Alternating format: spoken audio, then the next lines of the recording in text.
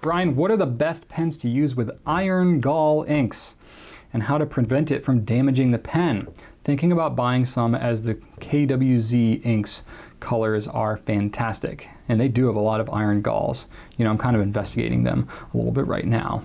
But I've been getting asked about them for years, but they're a real small manufacturer, and we got to kind of feel them out. So iron galls are definitely becoming a little bit more of a thing, I feel like. Iron Gall ink has been around for a long time, 1,500 years or so. So it's not a new thing by any means. But Iron Gall traditionally, you know, it's made, and actually if you look at the Wikipedia page for Iron Gall ink, it's actually got a lot of really good information on there. So if you want to dig in and get all the technical chemical breakdown and all that, please do. But it's basically, what is it, iron sulfate and you know, oak galls, usually some kind of gall from like a tree, but oak galls is commonly what it is. So that's where the name Iron Gall comes from, is kind of those two main components of it, as well as other things that happen. But there's good permanent qualities that happen. Now the thing that happens as a result is the ink is very acidic. So actually, over time, it can actually even wear through your paper, which is kind of it's like permanent to a point, but then it can break through the paper, you know. But that's like the traditional, like true Iron Gall, which is usually like very thick. It's calligraphy, kind of a dip pen kind of thing. That's the super traditional stuff. These days, there's a lot of fountain pen inks, not a lot, but there's some fountain pen inks that are Iron Gall. And it's not as Iron Gall as like the traditional formulas have been, which is why they don't like just completely clog up and melt your pens. They are still slightly acidic, so you do have to kind of watch out for them. Things like the Diamine Registrar's ink.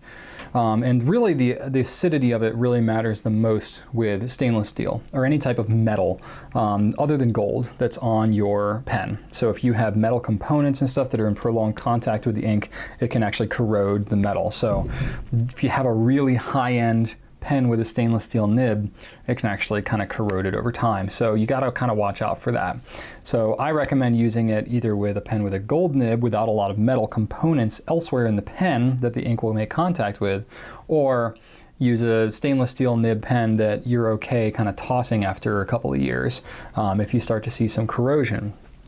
As far as inks that have Iron Gall, there's Diamine Registrars, blue-black, which I consider to be kind of like, you know, a more truer form of a fountain pen-based version of the Iron Gall, because it starts out blue. The reason it's called Registrar's blue-black is because it goes down as a dark blue, and then because of those natural components to it, it actually oxidizes over the period of a few days or maybe a week, and then it turns black. That's kind of traditionally what Iron Gall has done. That's actually where the name blue-black ink came from, was Iron Gall, where it would go down to dark blue and then turn to black. So there's that. Rohrer and Klingner has a couple, Salix and Scabiosa. I do enjoy those. Montblanc blue-black is actually the same thing, as well as Platinum blue-black is also an Iron Gall formulation. And then Platinum is also coming out with a new series of what they're calling Platinum Classic inks. We're going to look to carry those as well whenever they're ready to do so. But those are an Iron Gall formulation as well. And then you also have the KWZ inks, have a number of Iron Galls, probably like half their line is Iron Galls. So I feel like there's been an expansion of Iron Gall inks even in the last 5 years or so since I've been around. It's expanded quite a bit. I remember Diamine Registrars was really the only one on my radar when I first got into it. Of course, I think the Platinum and the Montblancs have been around for a while, and I think actually Lamy Blue-Black used to be Iron Gall. That is not the case in the last 4 or 5 years. They changed the formulation of it.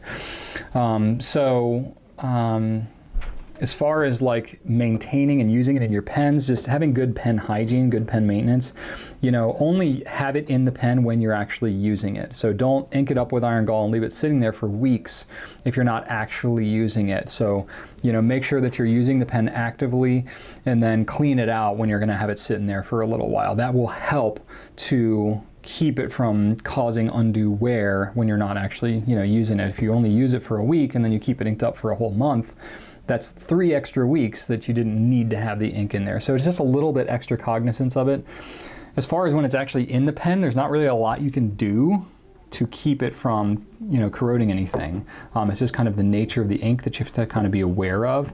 That said, I have not really had a lot of people that have been using, I've heard a little bit more of the Registrars, but not really any of the other inks that I mentioned here. Have I had people that have been like, oh, I've been using these regularly and man, look, it's causing a problem. I think I remember one instance where somebody was using Salix, I believe it was, and had somewhat of an issue on a pen that they had once. And so it's like, I don't even know if that was the actual cause of it too. So it's not like a pervasive thing. I mean, we sell a decent amount, and that's not gobs of it, but we sell a decent amount of these Iron Gall inks. And it's not like I'm coming back and, you know, people are having damaged pens all the time. So I don't know that it's like something to be super hyper scared of. It's just something to have some knowledge of and be aware of it when you're using these inks. It's kind of a more extreme property of inks than your conventional dye-based fountain pen inks.